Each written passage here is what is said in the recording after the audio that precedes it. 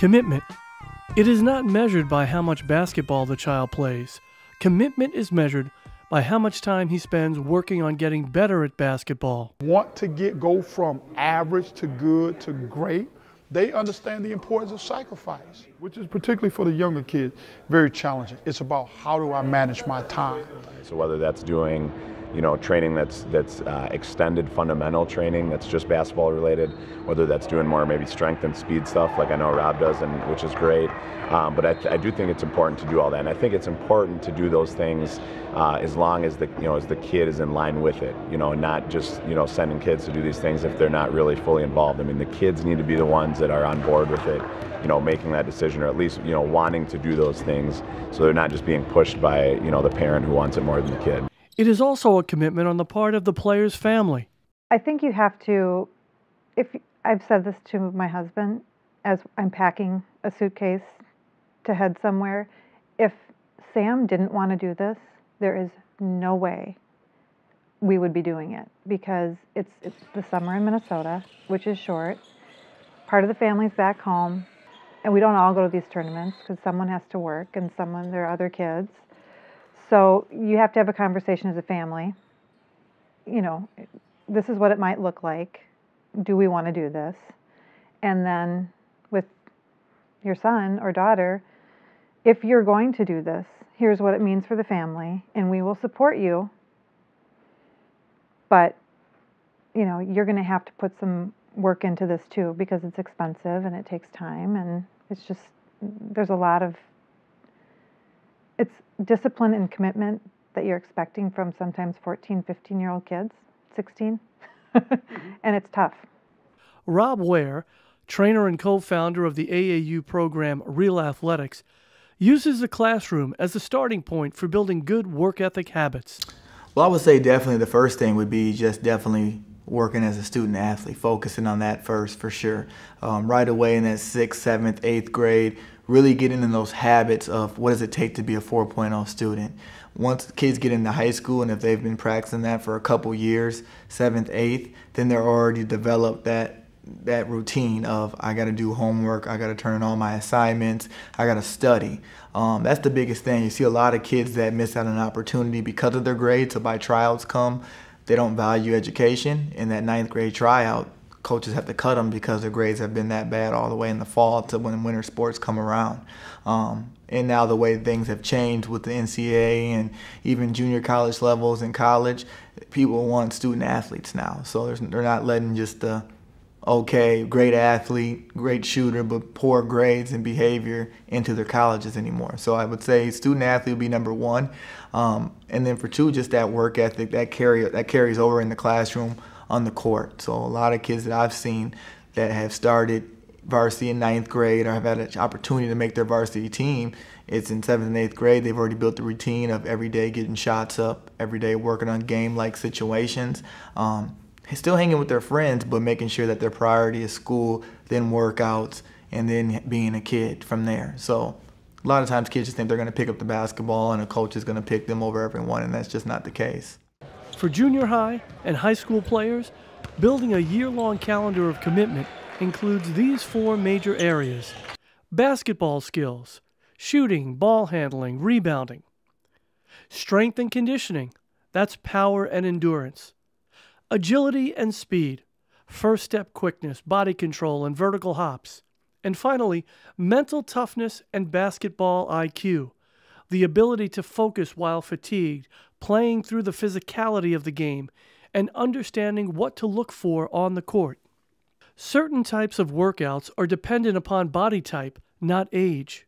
He might not be physically ready to get on the squat rack or get on the bench because it's just not, his body isn't ready. But that doesn't stop him from jumping rope, from doing push-ups every night, to doing sit-ups every night, to doing these things that can still help him as he starts to mature. Regardless of age and size, a common thread among top players is their mental determination when the going gets tough and their competitive drive. I really believe at the end of the day, you got to make the unpopular popular, and the most effective coaches, professionals, agents, parents do that, and they make those things that are necessary, whether it's the strength training, conditioning, and the mental side of the game. They make those things that are necessary, they just make them normal.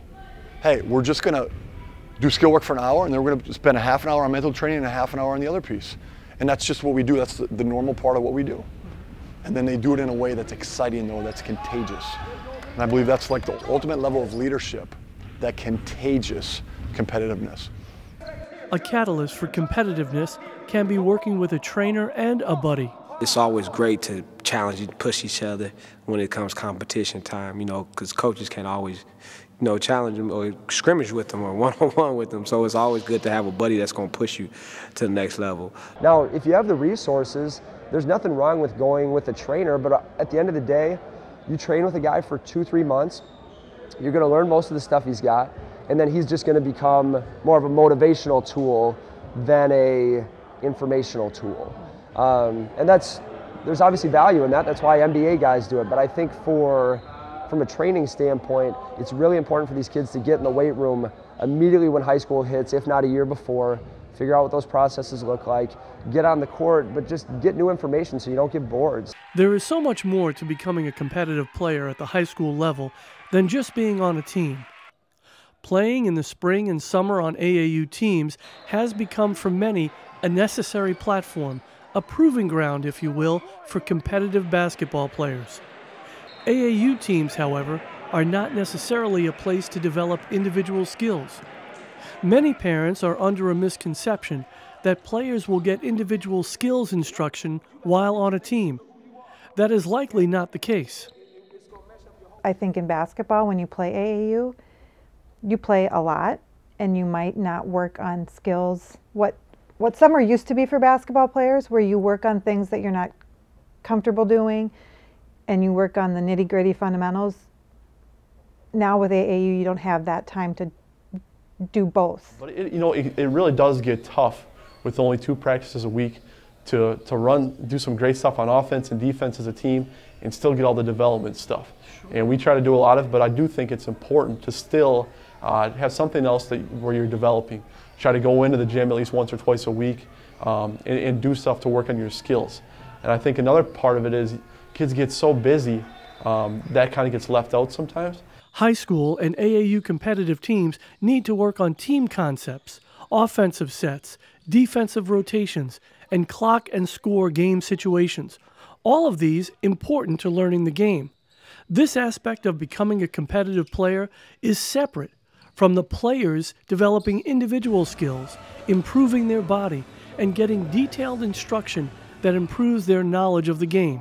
As a coach, usually we have at least 10 guys on a team, and so as a coach, even with my assistants, we're focusing on,